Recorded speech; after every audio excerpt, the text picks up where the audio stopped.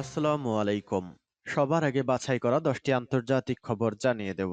প্রথমেই থাকছে শিরোনাম। তবে তার আগে অনুরোধ থাকবে ভিডিওটিতে একটি লাইক দিবেন।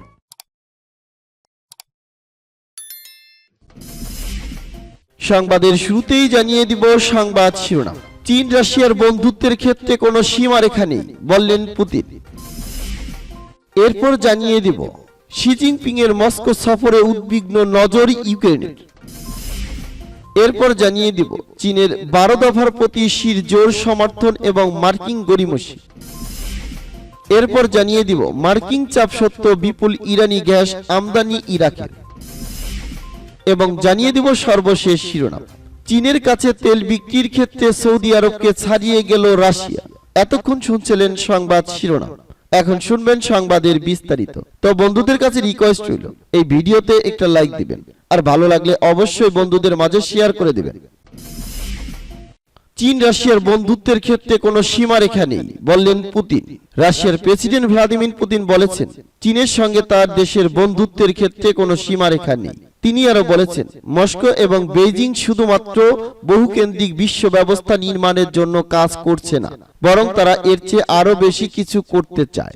আজ সোমবার চীনা প্রেসিডেন্ট শি জিনপিং মস্কো সফরে যাবেন বলে কথা রয়েছে। এর আগে একটি নিবন্ধনে প্রেসিডেন্ট পুতিন এসব কথা বলেন। চীনের প্রভাবশালী পত্রিকা পিপলস ডেইলিতে আজ এই নিবন্ধন প্রকাশিত হয়। চীনের প্রেসিডেন্ট শি জিনপিংও একটি নিবন্ধ লিখেছেন এবং তা রাশিয়ার পত্রিকায় প্রকাশিত হয়েছে। পুতিন তার নিবন্ধে বলেন রাশিয়া এবং চীনের মধ্যকার সম্পর্কে যে উন্নতি ঘটেছে তা খুবই সন্তোষজনক। রাশিয়া ও চীনের মধ্যকার সম্পর্ক এখন ইতিহাসের সর্বোচ্চ পর্যায়ে পৌঁছেছে এবং দিন দিন তা আরো শক্তিশালী হচ্ছে। পুতিন রাজনৈতিক সংলাপ এবং কৌশলগত সহযোগিতার উপর আস্থা রাখার জন্য দুই পক্ষেরই প্রশংসা করেছেন। তিনি বলেন রাশিয়া এবং চীন লাগাতারভাবে ন্যায়সঙ্গত, মুক্ত এবং অংশগ্রহণমূলক আন্তর্জাতিক এবং আঞ্চলিক নিরাপত্তা ব্যবস্থা গড়ে তোলার জন্য কাজ করছে, যা তৃতীয় কোনো দেশকে লক্ষ্য করে নয়। পুতিন তার নিবন্ধে ইউক্রেন যুদ্ধের প্রসঙ্গ টেনে বলেন মস্কো এই সংকটের কূটনৈতিক সমাধানের জন্য প্রস্তুত রয়েছে। একই সঙ্গে তিনি চীনের ভারসাম্যপূর্ণ অবস্থানের জন্য বেইজিং এর প্রশংসা করেছেন। সূত্র পার্স টুডে।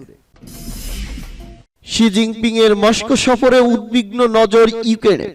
চীনা প্রেসিডেন্ট শি জিনপিং এর মস্কো সফরে উদ্বিগ্ন নজর রাখছে ইউক্রেন।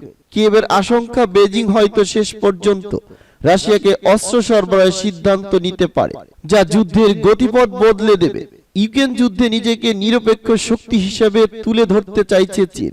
রুশ আক্রমণের নিন্দা জানানো কিংবা রাশিয়াকে বড় ধরনের সহযোগিতা কোনোটি করেনি বেইজিং। চীন জোর দিয়ে বলে আসছে তারা ইউক্রেনের আঞ্চলিক অখণ্ডতার নীতির প্রতি শ্রদ্ধাশীল। তবে গত বছরের ফেব্রুয়ারিতে আক্রমণের পর রাশিয়াকে কূটনৈতিক সমর্থন দিয়েছে দেশটি। বেইজিং এর উপর কোনো প্রভাব খাটানোর সুযোগ না থাকায় ইউক্রেন আশা করছে ভঙ্গুর ভারসাম্য বজায় রাখতে চীনের নেতারও চাপ প্রয়োগ করবে পশ্চিমা মিত্ররা। কিয়েভ ভিত্তিক নিউ ইউরোপ থিঙ্ক ট্যাঙ্ক এর ফার্স্ট ডেপুটি ডিরেক্টর সের্গেই সোলদকি বলেন ইউক্রেনের প্রত্যাশা একেবারে কম, পরিস্থিতি যেন আরো অবনতি না হয়। বিষয়টি সংবেদনশীল হওয়ার কারণে ইউক্রেনীয় কর্তৃপক্ষ শীর্ষ সফর নিয়ে প্রকাশ্যে মন্তব্য করতে চাইছেন না। সোমবার শুরু হওয়া এই সফর চলবে বুধবার পর্যন্ত। সফরে অন্তত দুইবার বৈঠক করবেন রুশ প্রেসিডেন্ট ভ্লাদিমির পুতিন ও চীনা প্রেসিডেন্ট শি জিনপিং। নাম প্রকাশে অনিচ্ছুক এক ইউক্রেনীয় কর্মকর্তা বলেন ইউক্রেন সফরটি নিবিড়ভাবে পর্যালোচনা করবে। আমাদের জন্য খুব গুরুত্বপূর্ণ হলো চীন যেন অপর দেশের আঞ্চলিক অখণ্ডতার প্রতি শ্রদ্ধাশীল থাকে। একই সঙ্গে যুক্তরাষ্ট্র ফেব্রুয়ারিতে অভিযোগ করছে রাশিয়ার ঝিমিয়ে পড়া আক্রমণে গতি আনতে অস্ত্র সরবরাহের কথা বিবেচনা করছে চীন। ফেব্রুয়ারিতে সিআইএ এর প্রধান উইলিয়াম বার্নস বলেছিলেন আমরা আত্মবিশ্বাসী যে চীনের নেতারা রাশিয়াকে আত্মঘাতী অস্ত্র সরবরাহের বিষয়টি বিবেচনা করছে। সংবাদ মাধ্যমের খবর অনুসারে এসব অস্ত্রের মধ্যে থাকতে পারে গোলাবারুদ ও ড্রোন। চীন দৃঢ়ভাবে এই অভিযোগ অস্বীকার করে আসছে। এখন পর্যন্ত মস্কোকে ড্রোন সরবরাহ করছে শুধু ইরান। ইউক্রেনীয় জ্বালানি অবকাঠামোতে হামলার জন্য এসব ড্রোন ব্যবহার করছে রুশ বাহিনী।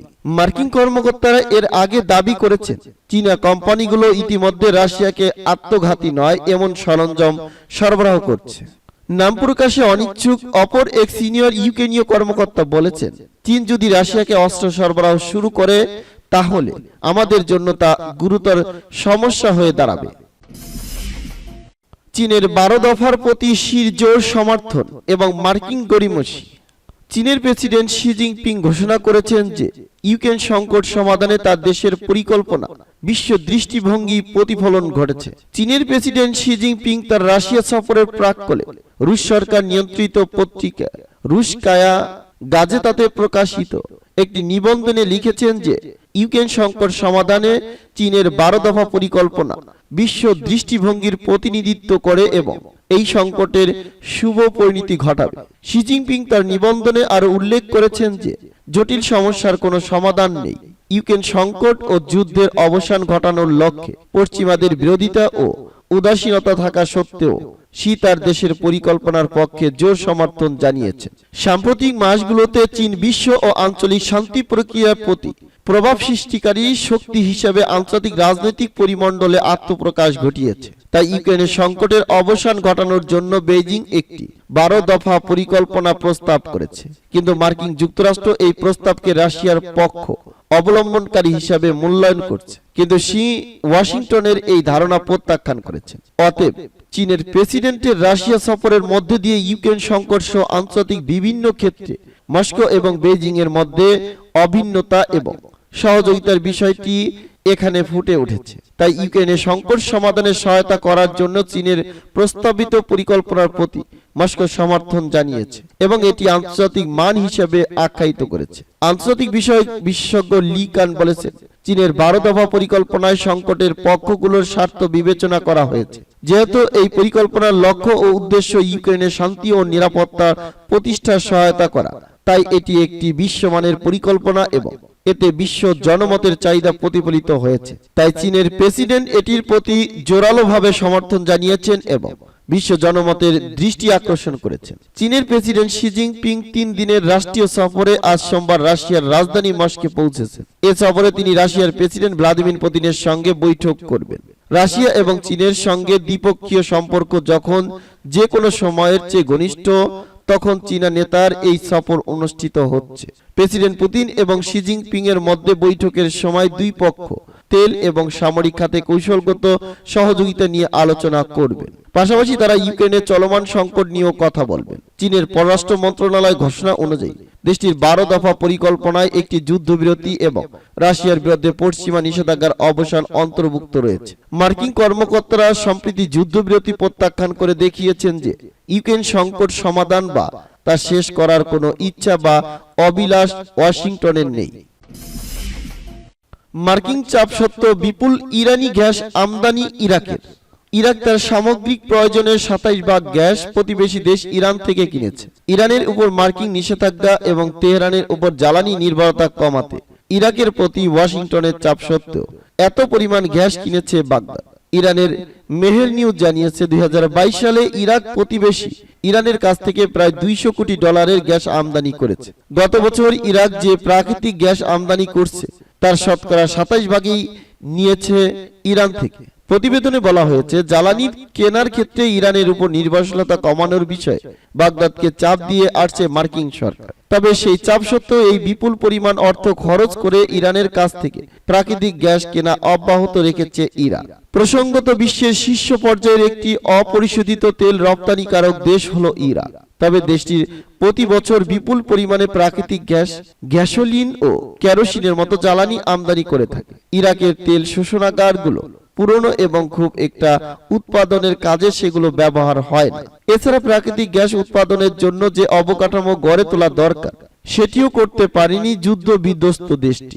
গত বছর $11,500 কোটি তেল রপ্তানি করছে ইরান, বিপরীতে $5,520 কোটি জ্বালানি আমদানি করছে দেশটি। এদিকে ইরানি গণমাধ্যমে বলা হয়েছে, দেশটির সর্বোচ্চ জাতীয় নিরাপত্তা পরিষদের সচিব আলী শামখানি ইরাকের রাজধানী বাগদাদ সফর করেছেন। এ সফরে তিনি ইরাকের সরকারি কর্মকর্তাদের সঙ্গে বৈঠকের পাশাপাশি বাগদাদ ও তেহরানের মধ্যে একটি নিরাপত্তা চুক্তিও সই করবেন বলে মনে করা হচ্ছে। চীনের কাছে তেল বিক্রির ক্ষেত্রে সৌদি আরবকে ছাড়িয়ে গেল রাশিয়া।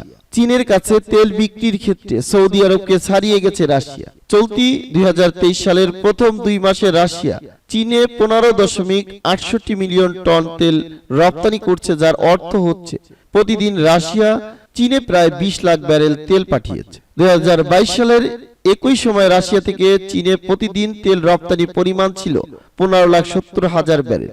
এই হিসেবে গত বছরের জানুয়ারি ফেব্রুয়ারি মাসের তুলনায় চলতি বছরের প্রথম 2 মাসে রাশিয়া থেকে চীনা তেল রপ্তানি পরিমাণ বেড়েছে শতকরা 23.8 ভাগ। চীনের সরকারি তথ্য থেকে এই চিত্র পাওয়া গেছে। সৌদি আরব থেকে চীন এই 2 মাসে আমদানি করেছে 17,20,000 ব্যারেল তেল।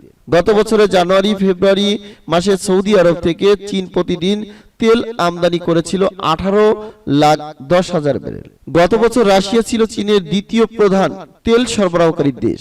গত বছর রাশিয়া থেকে চীনের তেল রপ্তানি করা হয়েছে 86.2 মিলিয়ন টন। অন্যদিকে গত বছর সৌদি আরব ছিল চীনের শীর্ষ তেল সরবরাহকারী দেশ। গত বছর সৌদি আরব চীনে 87.49 মিলিয়ন টন তেল সরবরাহ করেছে। গত বছর রাশিয়া ইউক্রেনে সামরিক অভিযান চালানোর পর আমেরিকা এবং পশ্চিমা দেশগুলো মস্কোর বিরুদ্ধে ব্যাপকভাবে নিষেধাজ্ঞা আরোপ করে এবং রাশিয়ার তেলের মূল্য প্রতি ব্যারেল $60 ঠিক করে দেয়। তবে রাশিয়া বিশেষ করে ইউরোপের বাজারে তেল পাঠানো অনেকাংশে কমিয়ে দেয় এবং সেই তেল তুলনামূলক কম দামে চীনের কাছে বিক্রি করে।